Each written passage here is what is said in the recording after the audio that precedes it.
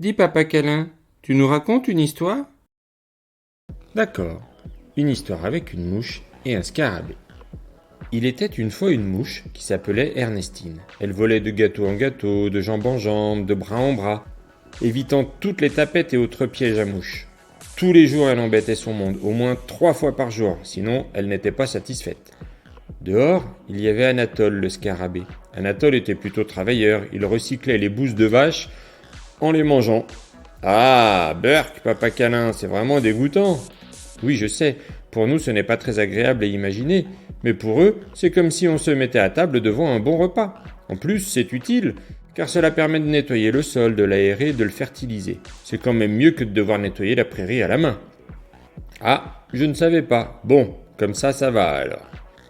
Donc, Anatole était travailleur, car il fallait trouver de la bouse de vache, la couper en petits morceaux et la rapporter à la maison pour nourrir la famille.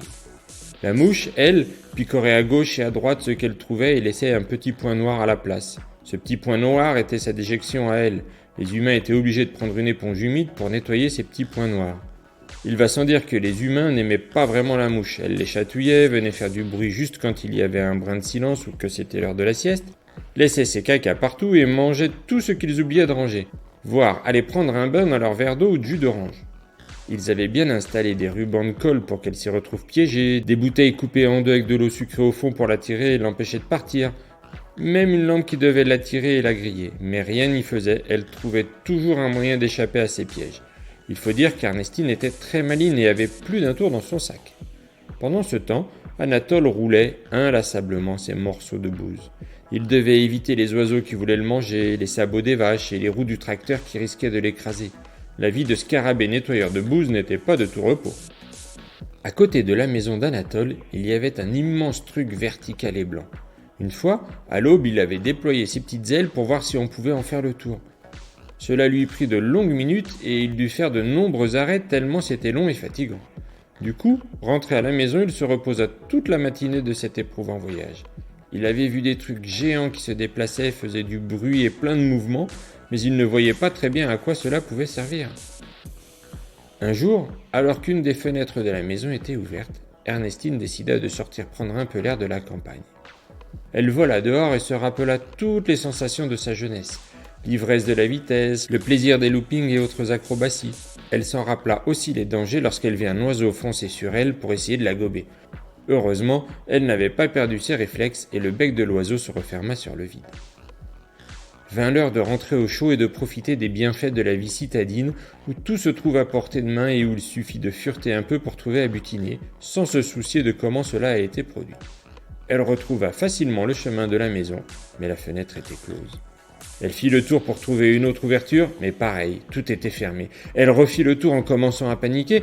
Comment allait-elle survivre dehors? Elle allait avoir froid. Mais qu'est-ce qui lui avait pris de vouloir aller faire un tour à la campagne? Chut, papa câlin raconte l'histoire. Après 3 tours, elle se résigna et se posa près de l'herbe. Elle se mit à gémir, puis à pleurer. Anatole, qui était sur le chemin du retour avec sa bouse, entendit une drôle de plainte puis des pleurs. Il tendit l'oreille pour voir d'où cela provenait, puis prit son envol pour rejoindre la source des larmes. « Mais qu'as-tu, petite mouche? J'habite ici, mais ils ont fermé les fenêtres et je ne peux pas rentrer. »« Tu habites dans cet immense truc blanc? »« Oui, ça s'appelle une maison. »« Ah, je ne savais pas que les insectes pouvaient y habiter. Nous, on a notre maison dans l'herbe, là-bas, un peu plus loin. Certains insectes peuvent y habiter, mais les humains nous chassent en général. Ils n'aiment pas les petites bêtes qui rampent, volent ou marchent. Donc tu es coincé dehors alors? » Oui, c'est ça, et je ne sais pas quoi faire. Toutes mes affaires sont dans la maison, je n'ai jamais passé une nuit dehors. Alors viens à la maison, tu nous raconteras ta vie dans la maison, et tu pourras dormir au chaud et protégé. Tu es sûr? Oh, c'est gentil, merci. Ernestine suivit Anatole jusqu'à sa maison. Il était d'abord passé récupérer sa bouse. La mouche lui avait demandé ce que c'était et avait pris un air de dégoût quand il lui avait expliqué. Elle avait toujours mangé des plats sucrés, gras ou salés, jamais des excréments, bien que sa constitution soit faite pour. Arrivé chez Anatole, il la présenta à toute sa famille et ils se racontèrent de longues histoires toute la nuit. Ernestine n'eut pas du tout peur et dormit bien au chaud. Le lendemain, ils se dirent au revoir et Ernestine retourna dans la maison par une fenêtre ouverte. Maintenant, Ernestine venait régulièrement voir Anatole et sa famille, mais jamais l'inverse, c'était beaucoup trop dangereux pour eux. Et voilà, c'était l'histoire de la mouche et du scarabée. À bientôt. Merci Papa Câlin.